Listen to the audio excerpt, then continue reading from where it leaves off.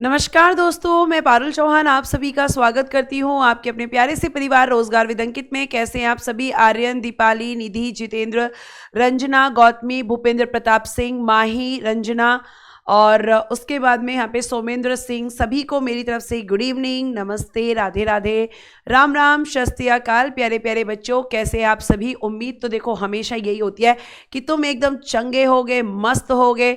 अब जल्दी से सभी लोग लाइव आ जाओ ताकि हम सेशन को स्टार्ट कर सकें। और आप जानते हैं कि मैं आपको पढ़ा रही हूँ गांधी युग, और गांधी युग में आज हमें पढ़ना है खिलाफत आंदोलन यानी कि खिलाफत मूवमेंट के बारे में हम बात करेंगे।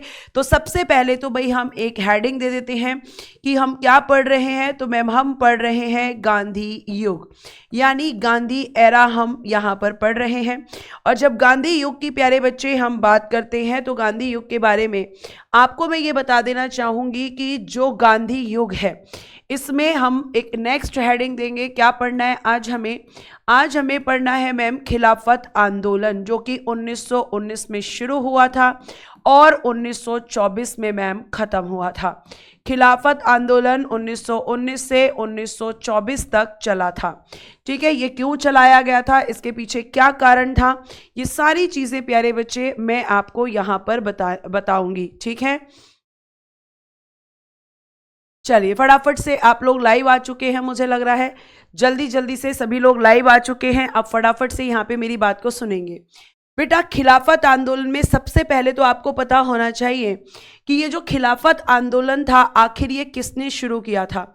तो बेटा, खिलाफत आंदोलन जो है ये मुसलमानों द्वारा ब्रिटिश सरकार के विरुद्ध चलाया गया था। मुसलमानों द्वारा ब्रिटिश सरकार के विरुद्ध चलाया गया था। ब्रिटिश सरकार के विरुद्ध, ठीक है, ब्रिटिश सरकार के विरुद्ध आपका ये आंदोलन चलाया गया था।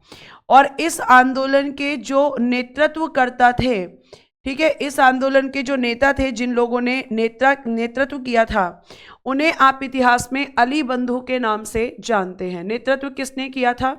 नेतृत्व करने वाले थे मैम मोहम्मद अली और एक इनके भाई थे शौकत अली।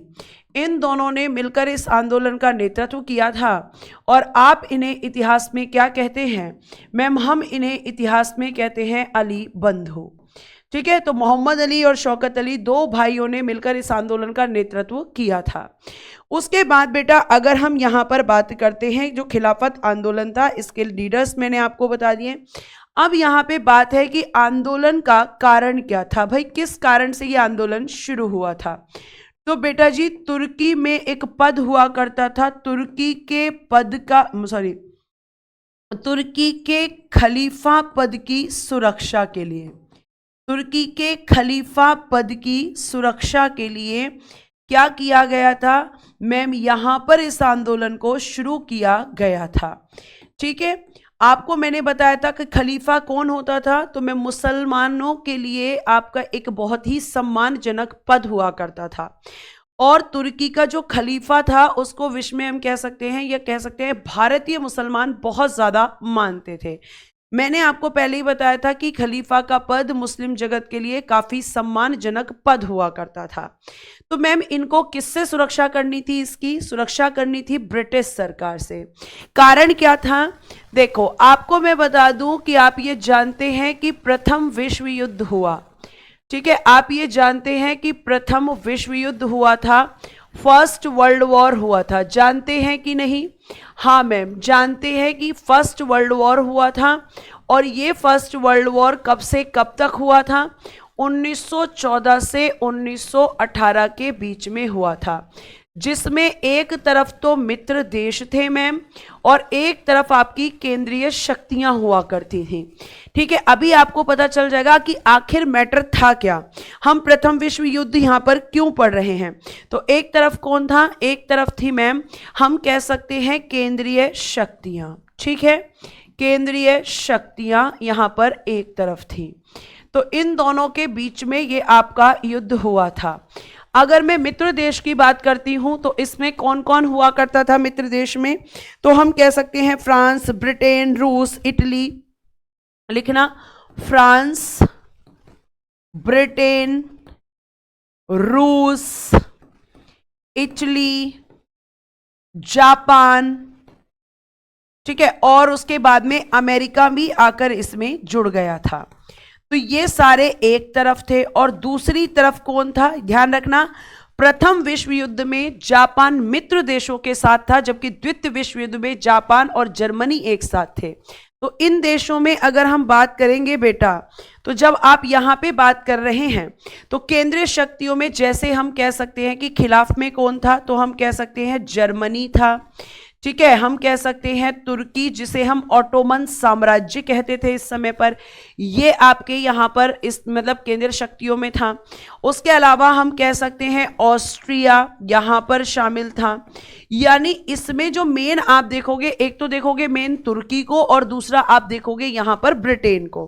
तो क्या देखोगे आप, जर्मनी, ऑस्ट्रिया, तुर्की और बुल्गारिया भी आप लिख सकते हो, ठीक है। तो यहां पे क्या हुआ कि इनके बीच में हम कह सकते हैं कि युद्ध शुरू हुआ। मैम बुल्गारिया भी लिख देना बेटा, बुल्गारिया, इनके बीच में मैम शुरू हुआ युद्ध। और जब युद्ध शुरू हुआ तो यहां पे आप देख रहे हो कि एक तो अंडर इसको करो, तुर्की को हाईलाइट करो और यहां पे करो ब्रिटेन को। अब यहां पे भैया जब ये युद्ध शुरू हुआ, ठीक है, तो जब ये युद्ध शुरू हुआ बेटा जी, तो यहां पे क्या बात हुई, यहां पे ये बात हुई कि भैया इसमें मुसलमानों को चिंता हो गई, भारतीय मुसलमानों को, कि अगर प्रथम विश्व युद्ध में ब्रिटेन जीत गया तो वो तुर्की को छोड़ेगा नहीं, क्योंकि तुर्की तो अपोजिट पार्टी में है और वो तुर्की में खलीफा पद को भी नुकसान पहुंचा सकता है। तो यहां पे अंग्रेज बड़े चालाक थे। अंग्रेजों को जब पता चला कि भाई मुसलमान ऐसा सोच रहे हैं, तो इसने क्या कहा, ब्रिटेन ने भारतीय मुसलमानों से कि देखो सुनो, अगर आप प्रथम विश्व युद्ध में हमारा साथ दोगे तो हम आपसे वादा करते हैं कि तुर्की को कोई खतरा नहीं होगा, तुर्की को कोई नुकसान नहीं होगा। लेकिन ये अंग्रेज हैं और अंग्रेज क्या कहते हैं, वादा ना कर, वादा तो टूट जाता है। अंग्रेजों का वादा पूरे इतिहास में ऐसा ही है, वादा कर लिया और तुरंत तोड़ दिया। तो यहां पे अंग्रेजों ने क्या कहा भैया कि हम जो है तुमसे वादा करते हैं, अगर तुम इस विश्व युद्ध में हमारा साथ दोगे तो हम तुर्की को कोई नुकसान नहीं पहुंचाएंगे। भारतीय मुसलमान इनकी बात मान लेते हैं। अब क्या होता है, रिजल्ट क्या होता है कि मैम मित्र देशों की जीत हो जाती है और जो केंद्रीय शक्तियां थी मैम इनकी हार हो जाती है। लेकिन अब अंग्रेज क्या करते हैं मैम, अंग्रेज जो है, जो तुर्की में खलीफा है, एक तो उसकी बहुत इंसल्ट करते हैं, तुर्की को बांट देते हैं, जिसे ऑटोमन साम्राज्य के नाम से जाना जाता था, उसका बंटवारा कर देते हैं। यानी कि प्रथम विश्व युद्ध में अंग्रेजों ने मुसलमानों से जो वादा किया था उसको इन्होंने तोड़ दिया था। तो इस खलीफा पद को सुरक्षित करने के लिए बेटा क्या शुरू किया गया था मैम, खिलाफत आंदोलन की शुरुआत की गई थी। क्या किया गया था, खिलाफत आंदोलन की शुरुआत की गई थी, क्योंकि मैम मुसलमानों ने अपना वादा तोड़ दिया था। और ध्यान रखना कि ये जो खिलाफत आंदोलन हुआ था, इसमें मुसलमानों का साथ गांधी जी ने भी दिया था। इसमें मुसलमानों का साथ किसने दिया मैम, इसमें मुसलमानों का साथ दिया था गांधी जी ने, गांधी जी ने, ठीक है। और जो क्योंकि मुसलमानों का साथ दे रहे थे गांधी जी, तो लिखना इसका विरोध मोहम्मद अली जिन्ना ने किया था। इसका विरोध किसका, इसका विरोध मोहम्मद अली जिन्ना ने किया था। किस चीज का, गांधी जी के साथ का। इसका विरोध मोहम्मद अली जिन्ना ने किया था। तो मैम किस चीज का विरोध किया था, क्या आंदोलन का, नहीं, गांधी जी के साथ का। मैं लिख दे रही हूं फिर भी, गांधी जी के साथ का विरोध किसने किया, मोहम्मद अली जिन्ना ने। मोहम्मद अली जिन्ना कहने लगे कि गांधी जी को इस आंदोलन में इंटरफेयर करने की कोई जरूरत नहीं है ना। तो इन्होंने विरोध किया था मोहम्मद अली जिन्ना ने, गांधी जी ने जब इस आंदोलन में सहयोग किया तो वो खुश नहीं थे मोहम्मद अली जिन्ना। तो ये आपके खलीफा पद की सुरक्षा के लिए बनाया गया था। लेकिन अब हुआ क्या कि खिलाफत आंदोलन चल तो रहा था, लेकिन दिक्कत ये हो गई कि भैया 1924 में जो खलीफा पद था, 1924 में क्या कर दिया गया, खलीफा पद को कर दिया समाप्त। खलीफा पद को समाप्त कर दिया गया, समाप्त कर दिया, ठीक है। किसने समाप्त किया था, तो मैम कमाल पाशा ने। किसने समाप्त किया था, कमाल पाशा द्वारा। ये पद समाप्त हो गया और जब ये पद समाप्त हो गया तो 1924 में खिलाफत आंदोलन भी समाप्त हो गया। खिलाफत आंदोलन भी क्या हो गया मैम? खिलाफत आंदोलन भी समाप्त हो गया, क्योंकि जिस चीज के लिए आंदोलन चल रहा था, जब उसका अस्तित्व ही नहीं बचा, ठीक है, तो फिर यह आंदोलन चलाकर क्या होता?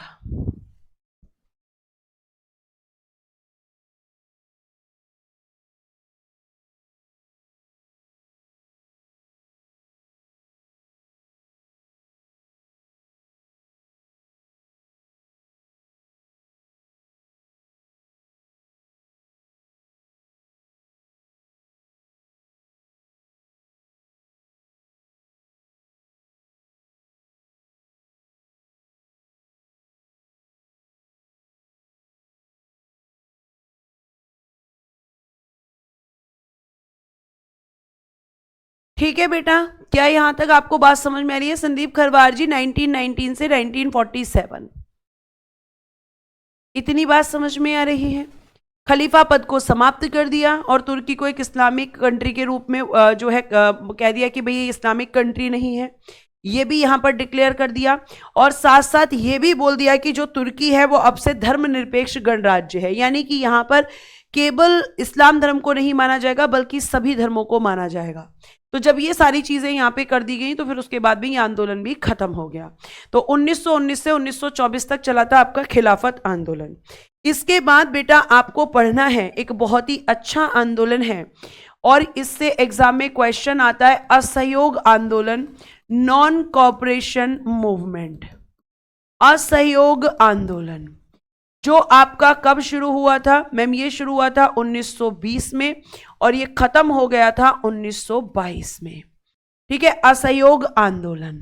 अब यहां पे ध्यान से सुनो, जब ये असहयोग आंदोलन शुरू हुआ तो इसका नेतृत्व कौन कर रहा था? तो आप कहोगे नेतृत्व कर रहे थे मैम गांधी जी। और गांधी जी ने क्या कहा था इस आंदोलन के दौरान? गांधी जी ने कहा था, नेतृत्व गांधी जी कर रहे थे। और गांधी जी ने जब ये आंदोलन शुरू किया तो उन्होंने क्या प्रॉमिस किया था? गांधी जी ने वादा किया था कि 1 वर्ष में स्वराज दिलाऊंगा। कितने वर्षों में? 1 वर्ष में स्वराज दिलाने का लक्ष्य रखा गया था। क्या लक्ष्य रखा गया था मैम? इस आंदोलन का जो लक्ष्य रखा गया था वो रखा गया था 1 वर्ष में स्वराज प्राप्ति। 1 वर्ष में क्या करना? स्वराज प्राप्ति, ये इसका लक्ष्य रखा गया था। और ये गांधी जी ने वादा किया था कि भाई मैं 1 वर्ष में तुम्हें स्वराज दिला दूंगा अगर तुम इस आंदोलन में मेरा साथ दोगे। ठीक है, ये आपको ध्यान रखना है। अब यहां पे जब ये आंदोलन शुरू हुआ और यहां पे जब ये असहयोग आंदोलन शुरू हुआ तो अब हम बात करते हैं शुरू कब हुआ। तो बेटा जी ये शुरू हुआ था 1 अगस्त 1920 को। शुरू कब हुआ था? 1 अगस्त 1920 को ये शुरू हुआ था। और लिखना जरा ब्रैकेट में, जिस दिन इस आंदोलन की शुरुआत हुई, जिस दिन इस आंदोलन की शुरुआत हुई, जिस दिन इस आंदोलन की शुरुआत हुई उसी दिन बाल गंगाधर तिलक जी की मृत्यु हो गई। उसी दिन क्या हो गई? उसी दिन बाल गंगाधर तिलक जी की मृत्यु हो गई। बाल गंगाधर तिलक जी की मृत्यु हो गई। तिलक जी की मृत्यु। और आपको ध्यान रखना है कि बाल गंगाधर तिलक जी ने एक स्लोगन यूज किया था। जो हमारे बाल गंगाधर तिलक जी थे, इन्होंने क्या कहा था? इन्होंने कहा था कि मैम स्वराज मेरा जन्मसिद्ध अधिकार है। स्वराज मेरा जन्मसिद्ध अधिकार है और मैं इसे लेकर रहूंगा। स्वराज मेरा जन्मसिद्ध अधिकार है और मैं इसे लेकर रहूंगा, ये इनका स्टेटमेंट था। ये तो सब जानते हैं, लेकिन क्वेश्चन पूछा जाता है कि ये स्टेटमेंट इन्होंने कब दिया था। तो बेटा ये स्टेटमेंट इन्होंने दिया था लखनऊ अधिवेशन 1916 में। लखनऊ अधिवेशन 1916 में इन्होंने कहा स्वराज मेरा जन्मसिद्ध अधिकार है और मैं इसे लेकर रहूंगा। यह क्वेश्चन पूछा गया है कि उन्होंने किस, अच्छा मैंने असहयोग गलत लिख दिया है, 1 मिनट। असहयोग आंदोलन, ठीक है। तो ये 1916 में इन्होंने कहा था, ये आपको ध्यान रखना है।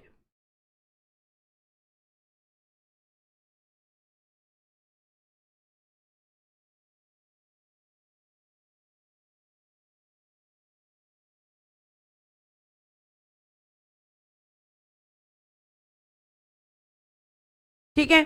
फिर यूपी में क्वेश्चन पूछा गया कि जब बाल गंगाधर तिलक जी की मृत्यु हुई थी, जब बाल गंगाधर तिलक जी जो हैं इनकी जब मृत्यु हुई थी, मृत्यु है ना, तो इनकी अर्थी को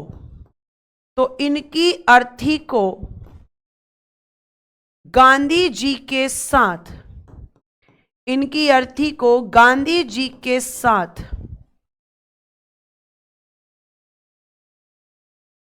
ठीक है, किसने कंधा दिया था गांधी जी के साथ? यह क्वेश्चन पूछा जाता है कि मैम यहां पे क्वेश्चन आता है कि जब बाल गंगाधर तिलक जी की मृत्यु हुई थी तो हम ये जानना चाहते हैं कि गांधी जी के साथ किसने यहां पर कंधा दिया था। तो इनकी अर्थी को गांधी जी के साथ शौकत अली, ठीक है, शौकत अली ने कंधा दिया था। यह क्वेश्चन बेटा जी यूपी में पूछा गया है, शौकत अली ने कंधा दिया था, ये भी आप ध्यान रखेंगे। शौकत अली ने कंधा दिया था, ये बात समझ में आ रही है। उसके बाद एक फैक्ट बच्चे ने मुझसे कल पूछा था कि मैम ये भी बताइए कि गांधी जी ने लंगोटी पहनना कब से शुरू किया था? तो 1921 से गांधी जी ने लंगोटी पहनना शुरू किया था, गांधी जी ने लंगोटी पहनना शुरू किया था, लंगोटी पहनना शुरू किया था। मैम क्यों शुरू किया था गांधी जी ने? तो इन्होंने क्या देखा? गरीबों को देखा। इन्होंने देखा कि लोगों के आधे शरीर पर कपड़े और आधे शरीर पर कपड़े नहीं हैं, तो इन्होंने उन गरीबों का साथ देने के लिए 1931 में क्या किया था? 1931 में मैम हम 1921 में 31 नहीं 21 में लंगोटी पहनना शुरू कर दिया था। तो ये इस बीच की घटनाएं हैं। अब जिस दिन ये आंदोलन शुरू हुआ उसी दिन किसकी मृत्यु हो गई? बाल गंगाधर तिलक जी की मृत्यु हो गई। ठीक है, ये आपको ध्यान रखना है बेटा जी। ये आपको बेटा अगर किसी की मौत का कारण नहीं है इसका मतलब उनकी जो डेथ है वो नेचुरल डेथ हुई है। फिर यहां से असहयोग आंदोलन से और भी क्वेश्चंस आते हैं। जैसे असहयोग आंदोलन से क्वेश्चन पूछा जाता है कि असहयोग आंदोलन जो आपका प्रस्ताव कहां पर आया था? असहयोग आंदोलन की अगर हम बात करते हैं तो इससे क्वेश्चन आता है कि भैया एक तो ये बात बताओ कि इसका प्रस्ताव पेश कब किया गया था और ये बताओ कि इस प्रस्ताव को स्वीकार कब किया गया था। ये दो क्वेश्चंस और भी पूछे जाते हैं, पेश कब किया गया था और बेटा जी दूसरा की स्वीकार कब किया गया था आपकी आईएनसी के द्वारा जब ये खिलाफत आंदोलन शुरू हुआ था। तो प्यारे बच्चे पेश हुआ था ये 4 सितंबर 1920 को। 4 सितंबर 1920 में आपका कलकत्ता अधिवेशन हुआ था कांग्रेस का, उसमें हम कह सकते हैं कि इसे इंट्रोड्यूस किया गया था और इस प्रस्ताव को स्वीकार या इसकी जो पुष्टि हुई थी वो हुई थी 1920 के नागपुर अधिवेशन में। मैंने आपको बताया था कि 1920 में 2 अधिवेशन हुए थे आईएनसी के, एक नागपुर में और एक कलकत्ता में। कलकत्ता वाला विशेष अधिवेशन था और नागपुर वाला रेगुलर अधिवेशन था। तो इसको पेश किया गया था 4 सितंबर 1920 को। यह क्वेश्चन यूपी SSC पैट में पूछा गया है कि इसको पेश कब किया गया था। तो 4 सितंबर 1920 को, जिसमें लाला लाजपत राय जी ने अध्यक्षता की थी और यह विशेष अधिवेशन था। आईएनसी जाकर पढ़ना। और आपका जो पुष्टि हुई थी इस प्रस्ताव की, मतलब इसे स्वीकृति जो मिली थी, पुष्टि कह लो या स्वीकार करना कह लो, वो भी हुई थी नागपुर अधिवेशन 1920 में, जिसके अध्यक्ष कौन थे? वी राघवाचारी। तो मैंने आपको बताया था कि 1920 में 2 अधिवेशन हुए थे, कलकत्ता वाला विशेष अधिवेशन था और नागपुर वाला रेगुलर सेशन था। ठीक है, अब यह आंदोलन शुरू हो चुका है, इसका लक्ष्य भी हमें पता है। अब हम बात करते हैं प्यारे बच्चे कि इस आंदोलन में क्या कहा गया। इस आंदोलन में कहा गया कि भैया हमें क्या करना है, अंग्रेजी वस्तुओं का बहिष्कार। हमें करना है एक तो अंग्रेजी वस्तुएं जो हैं, ठीक है, अंग्रेजी वस्तुओं लिखना, उसके बाद स्कूल लिखना, उसके बाद कॉलेज लिखना, उसके बाद कोर्ट लिखना, ठीक है, कोर्ट जिन्हें आप न्यायालय कहते हो। तो आपका रखा गया कि अंग्रेजी वस्तुओं, स्कूलों, कॉलेजों, और हम कह सकते हैं यहां पर आपका जो कोर्ट होते हैं, कोर्ट, ठीक है, और इन कहा गया कि इन सब का क्या करना है, इन सब का, और जो मजदूर थे वो हड़ताल पर चले गए, तो इन सब का क्या करना है, इन सब का करना है बहिष्कार। मजदूर कहां चले गए इस आंदोलन के दौरान, लिख लेना हड़ताल पर, कि हमें अंग्रेजी वस्तुओं का, अंग्रेजी कॉलेजों का, अंग्रेजी स्कूलों का, अंग्रेजी कोर्टों का, और जो अंग्रेजी फैक्ट्री हैं तो मजदूरों ने वहां हड़ताल कर दी। मतलब इन सब का हमें बहिष्कार करना है। मैं अगेन रिपीट करती हूं, अंग्रेजी वस्तुओं, स्कूलों, कॉलेजों, कोर्ट और जो आपके अंग्रेजी फैक्ट्री हैं वहां पर मजदूरों द्वारा हड़ताल कर दी गई। मतलब इन सब चीजों का बहिष्कार कर दिया गया था। मजदूर को गलत मत समझ देना कि मजदूर का बहिष्कार हुआ। मजदूर का बहिष्कार नहीं कि हुआ, मजदूरों ने अंग्रेजी फैक्ट्रियों का बहिष्कार किया।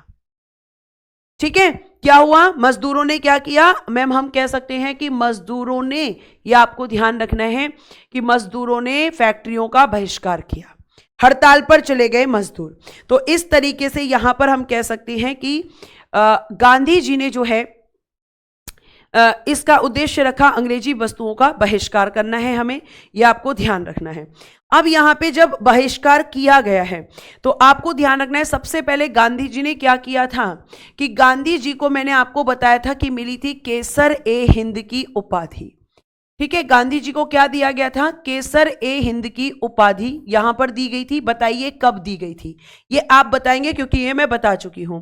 तो केसर ए हिंद की उपाधि गांधी जी ने इसी आंदोलन के दौरान वापस कर दी थी, इसी आंदोलन के दौरान वापस की थी। किसको वापस की थी भाई, अंग्रेजों को के दौरान वापस कर दी। अब बहुत सारे बच्चे कहेंगे नहीं मैम, जलियांवाला बाग हत्याकांड के दौरान वापस की थी। जी नहीं, ये यूपी में पूछा गया प्रश्न है और आपको ध्यान रखना है कि गांधी जी ने केसर ए हिंद की उपाधि को वापस कब किया था, तो आप कहोगे 1920 के असहयोग आंदोलन के दौरान। बिल्कुल फर्स्ट वर्ल्ड वॉर में जब गांधी जी 1915 में भारत वापस आए और उन्होंने भारतीयों से अंग्रेजों को साथ देने के लिए कहा, तो उसी से अंग्रेजी सरकार ने खुश होकर इन्हें केसर ए हिंद की उपाधि दी थी। बिल्कुल सही बात है, बिल्कुल सही बात है, आप लोगों ने बिल्कुल सही कमेंट किया है। अब बेटा जी कोर्ट का भी हमने क्या किया है, बायकॉट, बहिष्कार किया है। तो अब यहां पे लिखना कि इस आंदोलन के दौरान किस किसने वकालत छोड़ी, इस आंदोलन के दौरान वकालत छोड़ी। तो भैया किस किसने छोड़ी, वकालत छोड़ी, है ना। तो ये क्वेश्चन बहुत अच्छा बनता है। तो वकालत छोड़ने वालों में थे, पहले तो लिखिएगा पंडित मोतीलाल नेहरू जी, जो किसके पिताजी थे, जवाहरलाल नेहरू जी के। जब इन्होंने छोड़ी तो भैया बेटे क्यों पीछे रहते, पंडित जवाहरलाल नेहरू जी ने, इन्होंने भी वकालत छोड़ दी। फिर इन्होंने छोड़ी तो CR दास जी, चित्तरंजन दास जी ने भी छोड़ दी थी, चित्तरंजन दास जी। और मैम सरदार वल्लभ भाई पटेल जी, सरदार वल्लभ भाई पटेल जी, इन्होंने भी मैम वकालत छोड़ दी। फिर जब भाई इन्होंने छोड़ी तो विट्ठल भाई पटेल जी ने भी छोड़ दी। ठीक है, तो आप कहोगे कि मैम CR दास जी ने, सरदार वल्लभ भाई पटेल जी ने, पंडित मोतीलाल नेहरू जी ने, और एक नाम हाँ मैंने बोला था विट्ठल भाई पटेल जी ने, इन्होंने भी छोड़ दी। इन्होंने भी क्या कर दिया मैम, इन्होंने भी वकालत छोड़ दी। इन सब ने इस आंदोलन के दौरान क्या किया था, वकालत छोड़ दी थी।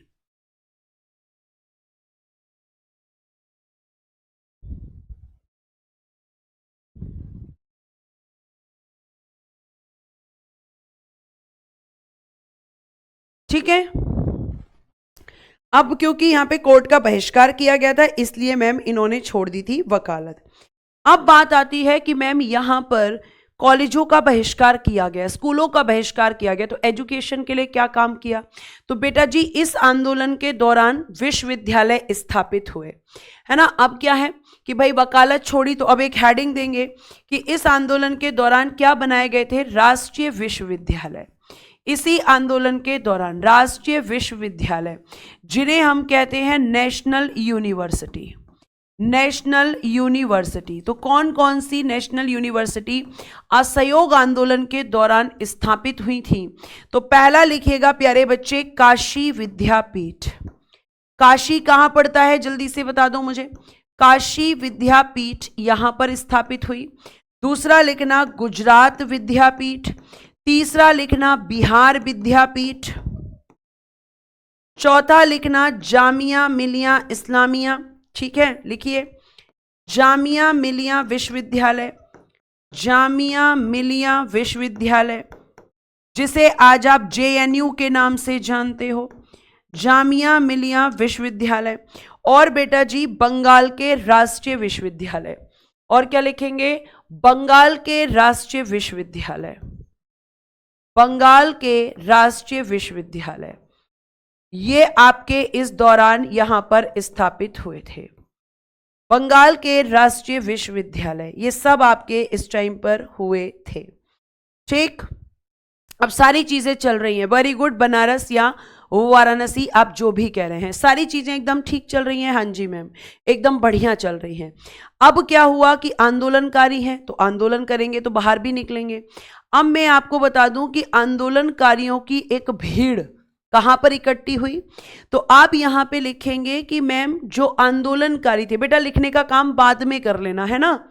आंदोलनकारी, जो आंदोलनकारी थे, आंदोलनकारियों की भीड़। ठीक है, आंदोलनकारियों की भीड़।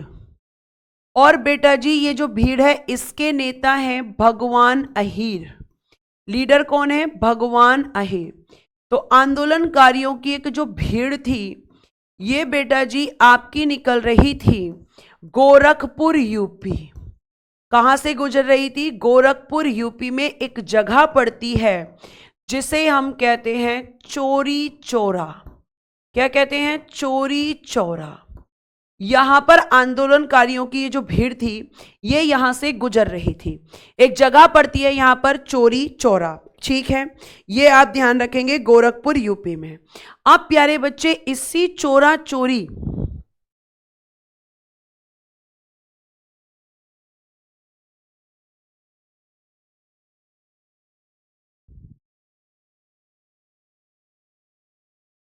अब इसी चोरा चोरी कांड में अब देखो, अब ये जो चोरा चोरी जो यहां पे, ये क्या है? एक स्थान है, ध्यान रखना, गोरखपुर यूपी में। ठीक है, अब यहां पे क्या हुआ मैम? जो आंदोलनकारियों की भीड़ थी, जब वो यहां से गुजर रही थी, तो इसी जगह पर पड़ती है एक पुलिस चौकी। क्या पड़ती थी बेटा जी? पुलिस चौकी। और इस पुलिस चौकी में जो कप्तान था, ठीक है, जो कप्तान था, और यहां पे आपको ध्यान रखना है कि एक ऐसी घटना घटेगी कि गांधी जी तुरंत इस आंदोलन को वापस ले लेंगे। ठीक है, चौरा चोरी, अच्छा मैंने उल्टा कर दिया है, सॉरी, चौरा चोरी। तो ये जो घटना हुई, अब यहां पे जो आपको मैं बता रही थी कि जो ये स्थान है, यहां पर एक पुलिस चौकी हुआ करती थी, और इस पुलिस चौकी का जो कप्तान हुआ करता था, उसका नाम है गुप्तेश्वर सिंह। क्या नाम है बेटा जी? एक मिनट, मैं नाम नहीं लिख पाई थी, लिखना, गुप्तेश्वर सिंह है। अब यहां पे क्या हुआ कि जब ये आंदोलनकारियों की भीड़ थी, तो सबसे पहले तो इन लोगों ने इनका मजाक उड़ाया, ये लोग शांत रहे, इन्होंने कुछ नहीं कहा। फिर इन लोगों पे जो है बहुत गलत सलत कहने लगे, काफी गलत गलत इनको बोलने लगे, तब भी ये भीड़ चुप रही। लेकिन इन पुलिस वालों ने, अब यहां जो पुलिस चौकी है, तो इसमें कौन होंगे मैम? पुलिस वाले भी होंगे। तो ये जो पुलिस वाले थे, इन्होंने क्या किया? इन पुलिस वालों ने यहां पर जो आंदोलनकारियों की भीड़ है, इस पर गोली चला दी। गोली चला दी। भीड़ एकदम शांत थी, भीड़ पे काफी इन्होंने मजाक उड़ाया, उल्टा सीधा बोला, लेकिन भीड़ ने कुछ नहीं बोला। अब यहां पे जब भैया गोली चला दी, तो कब तक होगा? अरे भाई, चोरी चोरा, एक बार मैं चेक कर लेती हूं, इसमें मेरे को भी कंफ्यूजन हो। चोरी चोरा लिख लो। चलो अब सुनो, यहां पे बात चोरा चोरी या चोरी चोरा की नहीं है, सुन लो पहले। ये घटना है, ठीक है, चोरी चोरा है, ठीक है आदर्श, मैंने चोरी चोरा कर दिया। अब आगे सुनो मेरी कहानी। कहानी है कि जब गोली चलाई, अब गोली चलाई तो क्या हुआ मैम, जो भीड़ थी, भीड़ क्या हो गई, भीड़ गुस्से में आ गई। ठीक है, भीड़ किस में आ गई, भीड़ गुस्से में आ गई। और जब भीड़ गुस्से में आ गई तो इस भीड़ ने क्या किया मैम, जब भीड़ गुस्से में आ गई तो इसने कर दिया, पुलिस चौकी में आग लगा दी। क्या कर दिया, पुलिस चौकी में आग लगा दी, पुलिस चौकी में आग लगा दी। ठीक है बेटा, पुलिस चौकी में क्या लगा दी, आग लगा दी। और जब आग लगाई तो बेटा जी इसमें क्या हुआ, 22 पुलिस कर्मियों की मृत्यु हो गई, 22 पुलिस कर्मियों की हो गई मृत्यु, 22 पुलिस कर्मियों की हो गई मैम मृत्यु। और जब मृत्यु हुई तो इसकी सूचना मिली गांधी जी को, और गांधी जी ने कहा हिंसा हो गई, हिंसा हो गई, हिंसा हो गई। गांधी जी ने आंदोलन को तुरंत वापस ले लिया, और जिस समय उन्होंने इस आंदोलन को वापस लिया उस समय पर यह कहा जाता है कि आंदोलन अपनी चरम पर था। और गांधी जी के इस डिसीजन का आईएनसी के बहुत सारे नेताओं ने विरोध भी किया, लेकिन गांधी जी अपनी जिद पर अड़ गए कि नहीं, हिंसा हो गई, हिंसा हो गई, हिंसा हो गई। ठीक है, हिंसा का बहाना, मतलब यहां पे गांधी जी ने कहा कि नहीं भैया हिंसा हो गई। ठीक है, तो आप लिख सकते हैं, इसी को क्या कहा जाता है, चोरी चोरी चोरा कांड कहा जाता है। इसी को क्या कहते हैं बेटा जी, मैम इसी को कहते हैं चोरी चोरा कांड, चोरी चोरा कांड इसी को कहते हैं मैम। और यहां पे लिखेंगे इसी घटना के कारण, इसी घटना के, अच्छा ये कांड हुआ कब था ये तो लिखा ही नहीं, तो बेटा कहीं लिखा रहता है 4, कहीं लिखा रहता है 5, 4 या 5 फरवरी 1922, 4 या 5 फरवरी 1922। इतनी बात आपको समझ में आ रही है। अब ये घटना कब घटी ये आपको समझ, अब इसी घटना के कारण, इसी घटना के कारण गांधी जी ने 12 फरवरी 1922, 12 फरवरी 1922 को आंदोलन स्थगित कर दिया। आंदोलन क्या कर दिया, आंदोलन कर दिया स्थगित। गांधी जी की सबसे बड़ी प्रॉब्लम थी कि ये किसी की सुनते नहीं थे, ये सिर्फ अपनी सुनते थे, ये सिर्फ अपनी सुनते थे। ठीक है, तो यहां पे गांधी जी ने वापस ले लिया। अब जब गांधी जी ने इस आंदोलन को स्थगित किया, तो स्थगित कर दिया मतलब रोक दिया, या फिर हम कह सकते हैं वापस ले लिया। अगर आपको ये समझ नहीं आ रहा है तो वापस ले लिया। अब भैया जब इन्होंने वापस लिया तो बाकी लोग भी तो तुम्हारे साथ जुड़े थे, उनकी क्यों नहीं सुनी तुमने। तो अब जब गांधी जी ने ये आंदोलन वापस लिया तो इसका किया गया विरोध, इसका हुआ विरोध। विरोध किस चीज का, जो गांधी जी ने ये आंदोलन वापस लिया, क्योंकि आंदोलन अपने चरम पर है और गांधी जी ने इसको वापस ले लिया। तो गांधी जी ने जब इसको वापस लिया तो किस किसने विरोध किया, देखो एक तो आपके जो अली बंधु थे, मोहम्मद अली और शौकत अली, इन लोगों ने विरोध किया।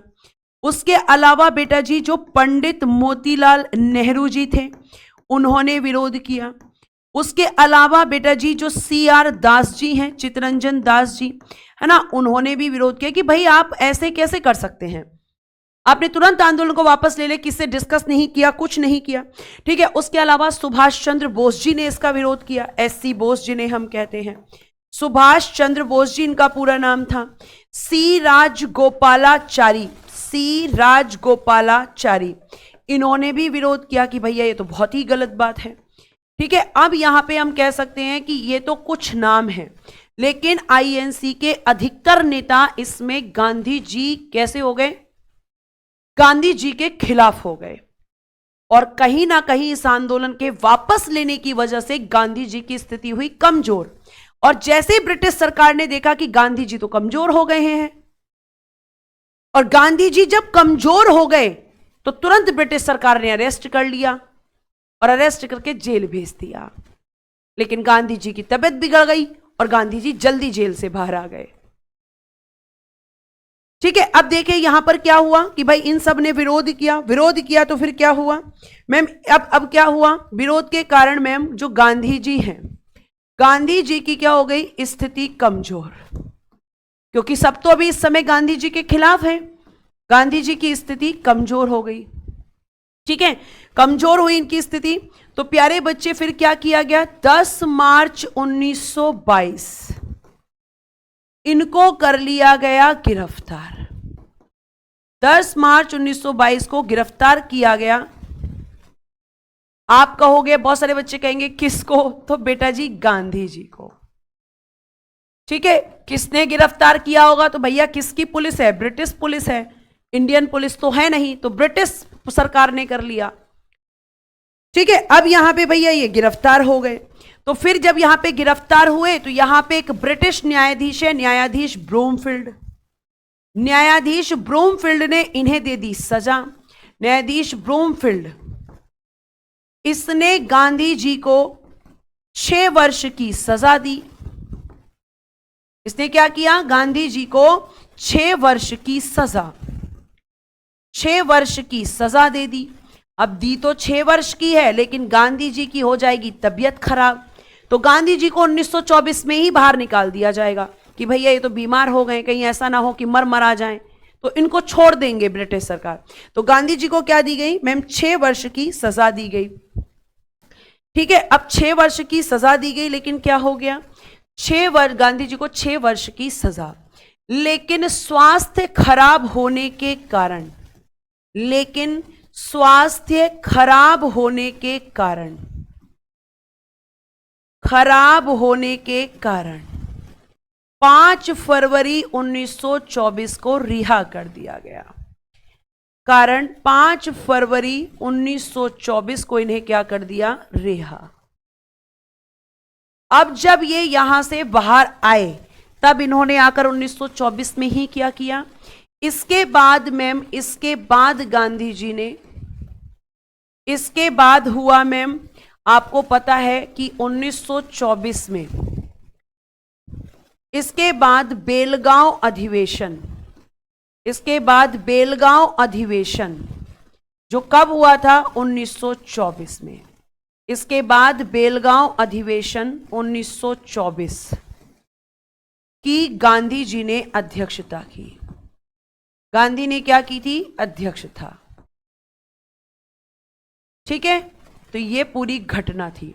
और आप जानते हैं कि केवल एक ही अधिवेशन की इन्होंने अध्यक्षता की थी, बेलगांव अधिवेशन। ये क्वेश्चन पूछा जाता है कि गांधी जी ने आईएनसी के किस अधिवेशन की अध्यक्षता की थी, तो मैम बेलगांव अधिवेशन की। ठीक है, जूली सिंह कह रही है किस केस में सजा दी थी, बेटा चोरा चोरी जो घटना हुई है वो पूरी इन्हीं के सर पे तो मड़ी गई कि तुम्हारी वजह से हुई है, इसी केस में सजा मिली है बेटा। अभी तो पूरी घटना तुम्हें बताई। अरे भैया ये जो घटना घटी है इसमें पुलिसकर्मी मरे हैं, अंग्रेज हैं, किसको जिम्मेदार ठहराया जाएगा, गांधी जी को, क्योंकि आंदोलन का नेतृत्व तो गांधी जी कर रहे थे, प्लानिंग तो गांधी जी की थी, इनको सजा दी गई।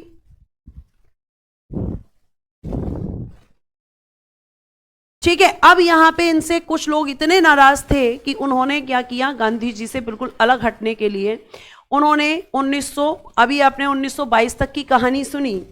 अब बेटा जी यहां पे हम कह सकते हैं कि एक बहुत ही शानदार क्वेश्चन यूपी में पूछा गया है, स्वराज पार्टी की स्थापना।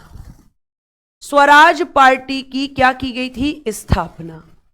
ठीक है, स्थापना ये कब की गई थी, कहां की गई थी, तो बेटा इसकी स्थापना की गई थी, अगर मैं आपसे बात करूं, प्रयागराज में, यानी कि इलाहाबाद में। ठीक है, और कब हुआ था इसका गठन, तो मैम 1923 में, लिखना, स्थापना हुई थी मैम 1923 में। ठीक है, कहां पर हुई थी, प्रयागराज में, जिसे हम पहले इलाहाबाद कहते थे। और बेटा इसके जो संस्थापक थे यानी कि फाउंडर, तो दो लोग यहां पर फाउंडर्स में मेन थे, जिसमें एक का नाम आपने CR दास जी यानी चित्तरंजन दास जी का सुना होगा, और एक पंडित जवाहरलाल नेहरू जी के पिताजी पंडित मोतीलाल नेहरू जी। इन दोनों ने मिलकर बनाई थी बेटा जी स्वराज पार्टी, और ये गांधी जी के आंदोलन वापस लेने से बहुत ही ज्यादा गुस्सा थे। इन्होंने कहा कि भाई हम आपका साथ दे रहे हैं, आप हमसे पूछ नहीं रहे, तो ये बिल्कुल अलग हो गए, ये आपको ध्यान रखना है। अब यहां से क्वेश्चन पूछा जाता है कि CR दास जी इस पार्टी में क्या थे, तो बेटा जी ये अध्यक्ष के पद पर थे, यानी ये इस पार्टी में चेयरमैन थे, और पंडित मोतीलाल नेहरू जी यहां पर महासचिव थे। तो ये भी आप ध्यान रखना। अब यहां पे जब भाई ये CR दास जी तो खिलाफ हैं एकदम गांधी जी के, लेकिन अब गांधी जी इनसे पैचअप करना चाहेंगे। तो एक होता है CR दास समझौता, तो वो कब हुआ था, किसने करवाया था, तो आपको ध्यान रखना है प्यारे बच्चे कि आप ये चीज बहुत अच्छे से ध्यान रखेंगे कि जब स्वराज पार्टी की स्थापना हुई और ये इनसे अलग हो गए थे, तो गांधी जी और इनके बीच में लिखना नवंबर 1924 में, जब गांधी जी जेल से बाहर आ गए, नवंबर 1924, ठीक है, क्या होता है मैम, गांधी दास पैक्ट, इसको हम क्या कहते हैं, गांधी दास पैक्ट। क्यों, गांधी जी और CR दास जी के बीच हुआ था। पैक्ट को कहा जाता है बेटा जी समझौता, और ये समझौता किस किस के बीच हुआ है मैम, गांधी जी और CR दास जी के बीच में, इसीलिए हम इसे कहते हैं गांधी दास पैक्ट। और ये किसके प्रयास से हुआ समझौता, इसके लिए प्रयास करने वाले थे बेटा पंडित मोतीलाल नेहरू जी। पंडित मोतीलाल नेहरू जी के प्रयासों से गांधी दास पैक्ट हो पाया था, यानी इन दोनों के बीच में एक समझौता हो पाया था। Thank you Shyama, thank you so much, आपका धन्यवाद दिल से। तो ये आप ध्यान रखेंगे। मैं आपको इसलिए पढ़ा पाती हूँ ऐसे कि आप मेरा साथ देते हैं। भाई मेरी ताकत जब मेरे साथ है, आप मेरे साथ हैं, तो फिर मुझे किस बात की दिक्कत है, ठीक है। तो ये आप ध्यान रखेंगे। ये स्वराज पार्टी के बारे में हमें इतना ही जानना है।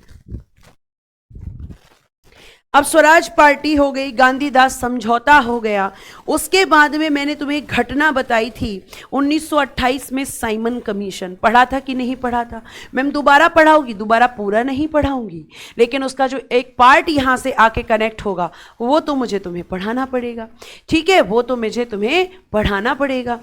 तो यहां तक की चीजें अगर तुम्हें समझ आई हो, यहां से कोई आप तो थम्स अप करें, फिर मैं आगे बढ़ती हूं और मैं तुम्हें बताऊंगी कि साइमन कमीशन का यहां पे क्या रोल है।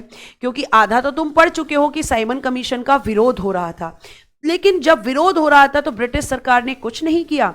क्या ब्रिटिश सरकार की ईगो हर्ट नहीं हुई? ऐसा कैसे हो सकता है, ऐसा कैसे हो सकता है भाई?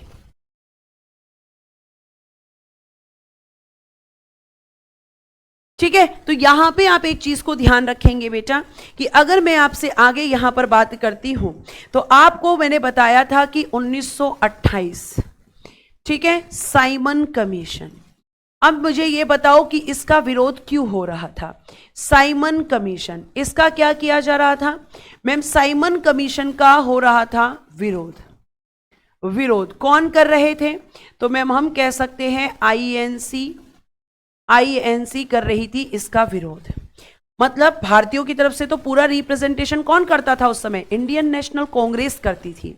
तो जब इसका लगातार विरोध हो रहा था तो अंग्रेजों की ईगो हर्ट हो गई, और अंग्रेजों ने ईगो हर्ट हुई तो यहां पे एक व्यक्ति है भारत सचिव।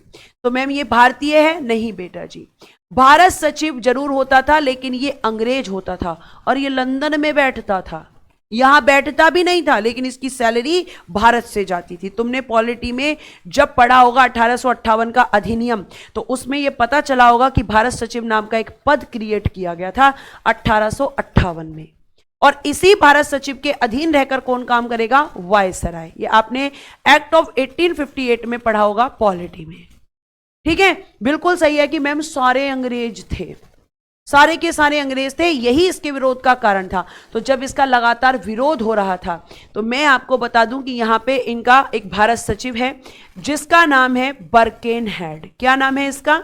बर्केनहेड। और ये कौन है, लिख लेना ब्रैकेट में कि ये अंग्रेज है, कोई भारतीय नहीं है। तो इस बर्केनहेड ने क्या किया, बर्केनहेड ने कर दिया आईएनसी को चुनौती दी, यहां पर चैलेंज दे दिया। और चुनौती क्या दी कि अगर तुम्हें हमारी रिपोर्ट से, हमारे साइमन कमीशन से इतनी प्रॉब्लम है तो तुम ऐसा करो कि एक ऐसा संविधान का प्रारूप बनाओ, एक ऐसा कॉन्स्टिट्यूशनल ड्राफ्ट बनाओ जिससे सभी सहमत हो। अब ये जानता है बर्केनहेड, ये इतना नालायक है, ये जानता है कि ये चीज ये कर तो देगी आईएनसी, लेकिन इन्होंने किसको अपनी तरफ कर रखा है, मुसलमानों को, मुस्लिम लीग के नेताओं को अपनी तरफ कर रखा है। और मोहम्मद अली जिन्ना कभी भी इस बात को नहीं मानेंगे, और इसीलिए से जानबूझकर ये चैलेंज किया। लेकिन फिर भी हमारे आईएनसी के लीडर्स ने इसको एक्सेप्ट किया। क्या किया, चुनौती दी। और चुनौती क्या थी, एक ऐसा संवैधानिक प्रारूप बनाओ, यानी एक ऐसा कॉन्स्टिट्यूशनल ड्राफ्ट बनाओ, एक ऐसा संवैधानिक प्रारूप बनाओ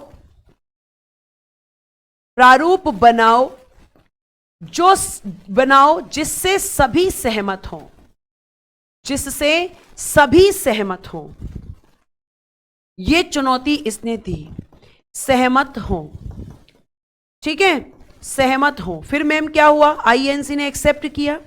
हाँ बिल्कुल भाई, आईएनसी ने एक्सेप्ट किया। लिखना, इस चुनौती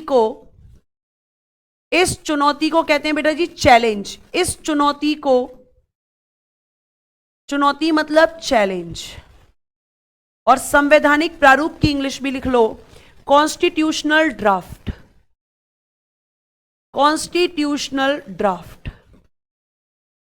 इसे प्रिपेयर करने का इन्होंने कहा कि भैया ऐसा कॉन्स्टिट्यूशनल ड्राफ्ट प्रिपेयर करो जो सभी सहमत हो जाएं उससे।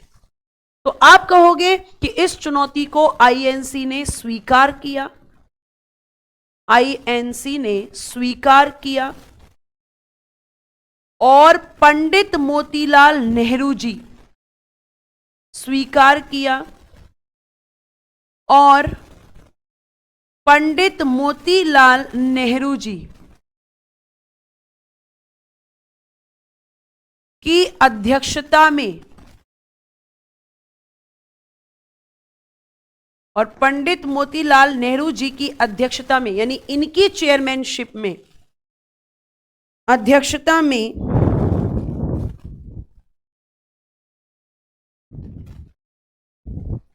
अध्यक्षता में 9 सदस्यीय, कितने मेंबर्स, 9 मेंबर्स, 9 सदस्यीय समिति का गठन किया।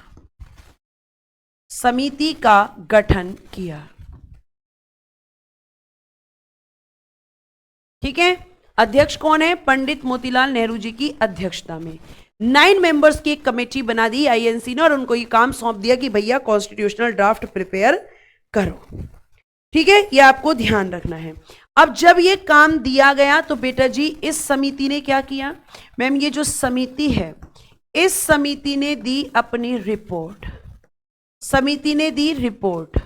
और इसी रिपोर्ट को आप क्या कहते हैं, इसी रिपोर्ट को मैम हम कहते हैं नेहरू रिपोर्ट। इसी रिपोर्ट को हम कहते हैं नेहरू रिपोर्ट। क्यों कहते हैं, क्योंकि पंडित मोतीलाल नेहरू जी इस समिति के अध्यक्ष थे। तो आपको ध्यान रखना है कि नेहरू रिपोर्ट कब आई, तो कब रिपोर्ट दी, तो रिपोर्ट दी थी मैम इसने अगस्त 1928 में, अगस्त 1928 में। अब आ गए तुरंत मोहम्मद अली जिन्ना, कहने लगे हमें नेहरू रिपोर्ट मंजूर नहीं है। लिखना, मोहम्मद अली जिन्ना ने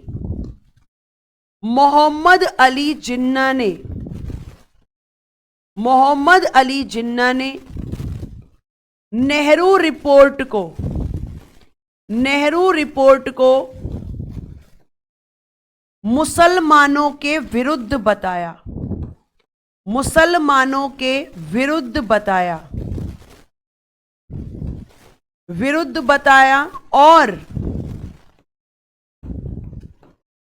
और इस रिपोर्ट के विरोध में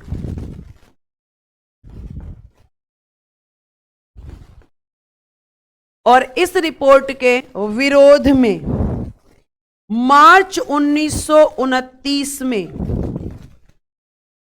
14 सूत्री मांग रख दी। 14 सूत्री क्या होता है मैम? 14 points demand. 14 सूत्री मांग, 14 पॉइंट्स डिमांड, 14 सूत्री मांग रखी। ये थे मोहम्मद अली जिन्ना। और बिल्कुल इसके जस्ट अपोजिट यहां पर रख दी। ये आपको ध्यान रखना है, बिल्कुल जस्ट अपोजिट इसने क्या, मोहम्मद अली जिन्ना ने अपनी डिमांड रखी। ठीक है, तो ये आपको ध्यान रखना है कि भैया यहां पे डिमांड रख दी। अब भाई यहां पे तो जो कहा गया था वो तो फेल हो गया। अब बर्केनहेड कह रहा है सबने तो एक्सेप्ट नहीं किया, सबने एक्सेप्ट नहीं किया। ठीक है, तो आप ये चीज ध्यान रखेंगे। अब सबने एक्सेप्ट नहीं किया तो अब देखो 1928 में केवल ही घटना, उसके बाद में 1928 ही हम पढ़ रहे हैं तो बेटा वो छोड़ नहीं सकती हूं मैं। ठीक है, ऐसा करो उसको यहां मतलब साइड में लिख लो, वो बिल्कुल इससे अलग है, इसकी कहानी आगे की तरफ चलेगी तो आप उसको, लेकिन 1928 के तो मुझे लिखवाना पड़ेगा उसको, तो मैं यहां पर लिखती हूं उसको। 1928 में ही बेटा आपको मैं बता दूं कि एक हुआ था बारदोली सत्याग्रह। ये क्वेश्चन पूछा जाता है, बारदोली सत्याग्रह का नेतृत्व तो बहुत पूछा जाता है। और बारदोली सत्याग्रह क्या था? तो ये एक किसान आंदोलन था, किसान आंदोलन। अच्छा, अब ये भी पूछा जाता है कि इस आंदोलन का कारण क्या था? कारण था बेटा जी कर में वृद्धि। बारदोली कहां पर पड़ता है? बहुत सारे बच्चे पूछेंगे, गुजरात में पड़ता है, लिख लेना। कर में वृद्धि कर दी थी यहां पे अंग्रेजी सरकार ने। और इस आंदोलन का जो नेतृत्व किया था बेटा जी, वो किसने किया था? तो आप कहेंगे वल्लभ भाई पटेल जी ने। वल्लभ भाई पटेल जी, ये भी 1928 की घटना है, वल्लभ भाई पटेल जी ने किया था। इतनी बात आपको समझ में आ रही है? ठीक है, अगर हम यहां पे बात करते हैं बेटा, साक्षी और किसी का तो ऐसा कमेंट नहीं आ रहा है बच्चा, और सबका भी आना चाहिए, लेकिन और किसी का नहीं आ रहा है बेटा। ठीक है, तो नेतृत्व किसने किया? वल्लभ भाई पटेल जी ने। और यहां पे समस्या क्या थी कि मैम कर में वृद्धि कर दी थी, तो वल्लभ भाई पटेल जी ने क्या किया मैम? इन्होंने करवा दी कर में कमी। कर में कमी करवाई इन्होंने, नेतृत्व किया, मतलब सफल नेतृत्व किया। और जब कर में कमी हो गई बेटा जी, तो बारदोली की महिलाओं ने खुश होकर, बारदोली की महिलाओं ने खुश होकर, महिलाओं ने खुश होकर, खुश होकर इन्हें सरदार की उपाधि दे दी। खुश होकर इन्हें क्या दिया? इन्हें सरदार की उपाधि दी थी। तो यहीं से इनको कहा जाने लगा सरदार वल्लभ भाई पटेल जी। सरदार की उपाधि दे दी, या सरदार की उपाधि दी। तो ये था बारदोली सत्याग्रह। बेटा पूछा जाता है क्वेश्चन, इसीलिए आपको ध्यान रखना है कि यहां पर इसको बताना जरूरी था।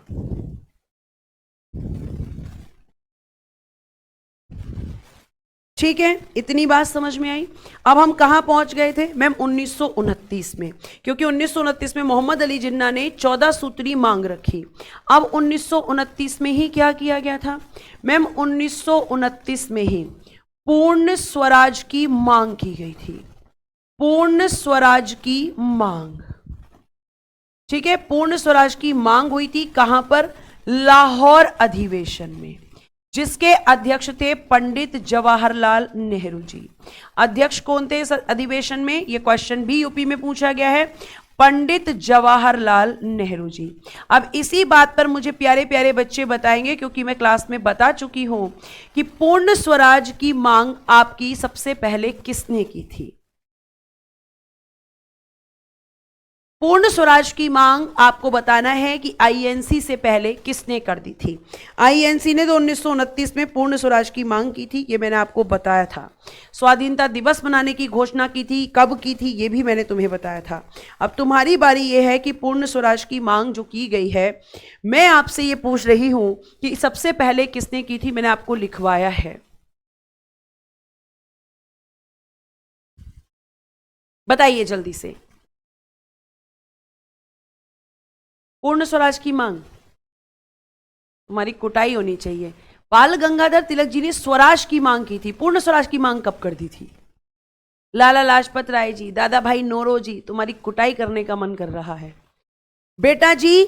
आईएनसी से पहले आपको मैंने बताया था कि पूर्ण स्वराज की मांग 1921 में हसरत मोहानी जी ने की थी। 1921 में किसने कर दी थी? हसरत मोहानी जी ने। यूपी में पूछा गया प्रश्न है, आईएनसी पढ़ना जाकर। नेहा ने आंसर किया है, सुजाता ने आंसर किया है। भाई लड़कों को क्या हो गया है? आपने क्यों हसरत मोहानी नहीं आंसर किया है? 1921 में हसरत मोहानी जी ने कर दी थी मैम। चलो, अब पूर्ण स्वराज की मांग हो गई, और पूर्ण स्वराज की मांग के बाद प्यारे बच्चे अब हम यहां पर बात करेंगे कि अब गांधी जी जो हैं फिर से अंग्रेजों से बात करने का प्रयास करेंगे। अंग्रेजों से क्या करेंगे मैम? हम कहेंगे कि हम कह सकते हैं, आप एक दिन में कितनी क्लास लेती हो? तुम्हें कितनी लगती है? तुम बताओ, तुम्हें कितनी लगती है? तुम बताओ। चलो चलो, अब देखो यहां पर अगर मैं तुमसे बात करती हूं तो देखो यहां पे अब क्या होगा बेटा जी? अब होगा मैम, गांधी जी क्या करेंगे? गांधी जी रखेंगे 11 सूत्री मांग। 11 सूत्री मांग किससे करेंगे? अभी बता रही हूं। 11 पॉइंट्स डिमांड किससे करेंगे मैम ये डिमांड? तो बेटा जी ये करेंगे इरविन से। किससे करेंगे? गांधी जी ने ये मांग किससे की? इरविन से की थी। इरविन से। इरविन कौन था इस समय? भारत का वायसराय। भारत का वायसराय। गांधी जी ने कहा कि मेरी 11 पॉइंट की डिमांड है, और इसके लिए गांधी जी ने क्या किया था मैम? इसके लिए गांधी जी ने इरविन को पत्र लिखा था। इरविन को पत्र लिखकर मांग की कि मेरी 11 डिमांड हैं, अगर आप इनको पूरा कर दोगे तो मैं सविनय अवज्ञा आंदोलन शुरू नहीं करूंगा। लेकिन इरविन के तो सर पे जूं भी नहीं रहेंगी। इरविन ने कोई जवाब नहीं दिया। अब आया गांधी जी को गुस्सा। अच्छा ठीक है, तुम नहीं मानोगे तो फिर मैं क्या करूंगा? सविनय अवज्ञा आंदोलन।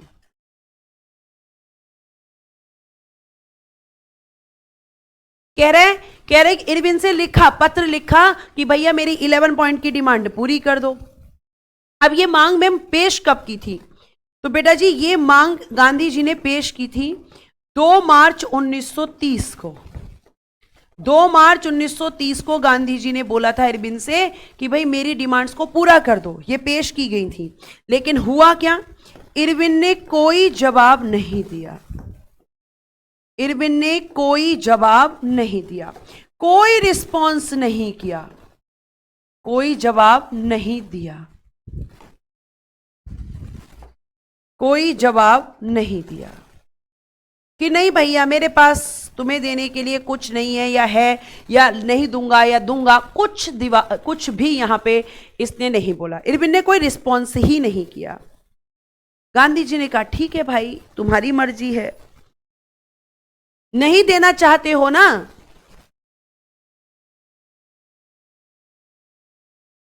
नहीं देना चाहते हो ना, नहीं देना चाहते हो तो हम ऐसा करते हैं, अब तुम्हारे खिलाफ एक सविनय अवज्ञा आंदोलन, सिविल डिसओबीडेंस मूवमेंट, सविनय अवज्ञा आंदोलन, सिविल डिसओबीडियंस मूवमेंट 1930 से और बेटा जी 1934। गांधी जी ने कहा ठीक है भाई, मजबूर कर रहे हो तुम मुझे। गांधी जी कहेंगे कि मैंने तो तुमसे आराम से चीजें मांगी पर तुम देना ही नहीं चाहते। ठीक है, तो सभी ने अवज्ञा आंदोलन, civil disobedience movement, civil disobedience movement, civil disobedience movement 1930 से 1934। अब इस आंदोलन को शुरू करने का अधिकार कब दिया गया था?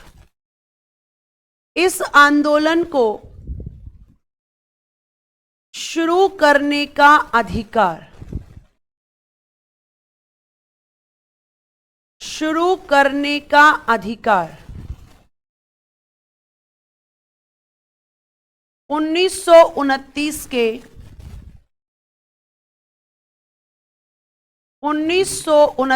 के लाहौर अधिवेशन में दिया गया था। आईएनसी ने इन्हें अधिकार दिया था कि आप गांधी जी शुरू कर सकते हैं इस आंदोलन को, लेकिन गांधी जी ने शुरू करने से पहले अंग्रेजों को वार्निंग दी, लेकिन वो नहीं माने। ठीक है, तो 1929 के लाहौर अधिवेशन में इस आंदोलन को शुरू करने का अधिकार गांधी जी को दिया गया था।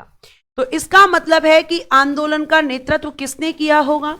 मैम जाहिर सी बात है कि आंदोलन का नेतृत्व किसने किया? तो आंदोलन का नेतृत्व करने वाले हैं बेटा जी हमारे गांधी जी। इन्होंने ही नेतृत्व किया और अधिकार इनको मिला था 1929 के लाहौर अधिवेशन में। इनको दे दिया था यह अधिकार। ठीक है, इतनी बात आपको ध्यान रखनी है। और इसी आंदोलन को आप पता है क्या कहते हैं? मैम इसी आंदोलन को हम कहते हैं दांडी मार्च। दांडी मार्च। और बेटा ये मैं आपको पढ़ाऊंगी अब अगली क्लास में, ये मैं आपको पढ़ाऊंगी अब अगली क्लास में। ठीक है, और अगली क्लास कब होगी? मंडे को होगी। उम्मीद करती हूं क्लास आपको बहुत अच्छी लगी होगी और आप अच्छे से चीजों को समझ भी रहे होंगे। अंजू बेटा बहुत इतना डिटेल में नहीं जाना है कि 14 सूत्री मांग क्या थी, 11 सूत्री मांग क्या थी। इंपॉर्टेंट मैं आपको बता देती हूँ। तो गांधी जी ने नमक कानून जो है उसको, मतलब नमक पे जो कर लगाती थी अंग्रेज सरकार, उसको तोड़ने के लिए कहा था। और जो नमक पर उसने मोनोपोली बना रखी थी, एकाधिकार बना रखा था, उन्होंने कहा था कि उसको खत्म करो। उन्होंने कहा कि ऐसे लोग जिन्होंने हिंसा नहीं की है और उनको आपने जेल में डाल रखा है, उनको छोड़ो। तो इस तरीके की डिमांड्स गांधी जी ने की थी। ठीक है, तो आज के लिए हम इतना ही रखते हैं। हाँ, कल भी ले लूं, कल भी ले लेती बेटा, लेकिन कल मुझे ना थोड़ा सा काम है, इसीलिए कल मैं आपकी क्लास नहीं ले रही हूं। आप आराम से रिवीजन करें। अब इस हफ्ते ही हम और मतलब जो नेक्स्ट वीक है बस इसी हफ्ते और हम मिलेंगे। उसके बाद हम टाटा बाय बाय एक दूसरे को कह देंगे और उसके बाद मैं आपसे सम्मान समारोह में मिलूंगी, आपको सम्मानित करूंगी। यही मेरा सपना है, उसी दिन मैं आपसे मिलूं जब आपका सम्मान समारोह हो, है ना। और उस दिन मुझे आके ज़रूर बताना कि मैम हम आपके बैच में थे, बड़ी खुशी होती है सच में। तो आज के लिए again thank you so much. और बेटा जी लगे रहिए, आपका जो सपना है वो केवल आपका नहीं है, आपके माँ बाप का भी सपना है। तो उस सपने को तोड़िएगा मत, हार मत मानिएगा। जब तक हार मत मानिएगा, जब तक तुम्हारे कंधों पे सितारे न लग जाएं, तब तक तुम्हें हार नहीं माननी है। क्योंकि हम क्या करते हैं ना, थोड़ी सी असफलता से हम डर जाते हैं, लेकिन असफलता से डरना नहीं है, आपको उस असफलता का सामना करना है। बेटा बड़े बड़े राजाओं ने साम्राज्य बनाए तो एक दिन में नहीं बनाए होंगे, उन्होंने भी बहुत सारी असफलताएं झेली होंगी। इतिहास में पढ़ क्या रहे हो, यही तो पढ़ रहे हो। अब गांधी जी कितनी बार असफल हो रहे हैं, लेकिन बार बार प्रयास कर रहे हैं। क्रांतिकारी जो है, एक क्रांतिकारी फांसी पे चढ़े तो बाकी क्रांतिकारियों ने ये नहीं सोचा कि हम भी फांसी पे चढ़ जाएंगे तो हम छोड़ देते हैं भारत की आजादी का सपना। नहीं, हमें इन सबसे सीखना है, हमें अपने अंदर इन सबसे सीखकर एक जुनून पैदा करना है, और वो जुनून आपके अंदर होना चाहिए। हर हालत में आपको वर्दी लेनी ही लेनी है। ये खुद से वादा करो, अपने आप से वादा करो और दिन रात ये वादा करो, ठीक है। तो आज के लिए फिर मिलते हैं नेक्स्ट क्लास में, अगली क्लास में। Thank you so much, bye bye, take care and good night everyone. जय हिंद, जय भारत। हंसते रहो, मुस्कुराते रहो और हमेशा खुश रहो।